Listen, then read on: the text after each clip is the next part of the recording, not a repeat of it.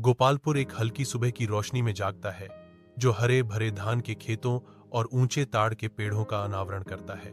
हवा कौओं की काऊं काऊं और मुर्गे की बांग की जीवंत ध्वनियों से गूंजती है, जो एक नए दिन की शुरुआत का संकेत देती है।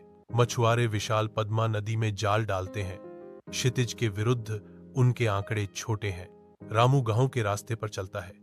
उसकी आंखें आश्चर्य से खुली हुई हैं, प्रकृति के दृश्यों और ध्वनियों को आत्मसात करते हुए।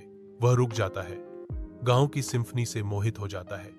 प्रकृति की सुंदरता और मानवीय गतिविधि का मिश्रण। पद्मा के तट पर रामू की युवा ऊर्जा खुलकर सामने आती है, क्योंकि वह स्वतंत्र रूप से खेलता है। शांत दोपहर के बीच एक टूटी हुई नाव रामू की कल्पना को पकड़ती है, जो रोमांच के सपने जगाती है।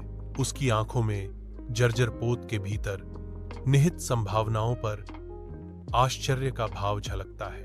वह मरम्मत और दोस्ती का सपना देखता है, दोस्तों के साथ साझा यात्राओं की कल्पना करता है।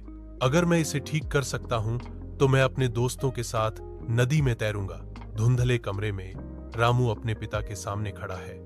उनके चारों ओर परछाइयां नाच रही हैं। रामू की आवाज दृढ़ता से भरी है, मुझे नाव ठीक करने की जरूरत है। उसके पिता सावधानी से जवाब देते हैं, कोशिश करो, लेकिन याद रखो, नदी को हल्के में नहीं लेना चाहिए। रामू ध्यान से सुनता है। उसके पिता के शब्दों से उसकी आत्मा प्रज्वलित होती है। जैसे जैसे रात गहरी होती है, रामू अगले दिन के लिए एक योजना बनाना शुरू कर देता है।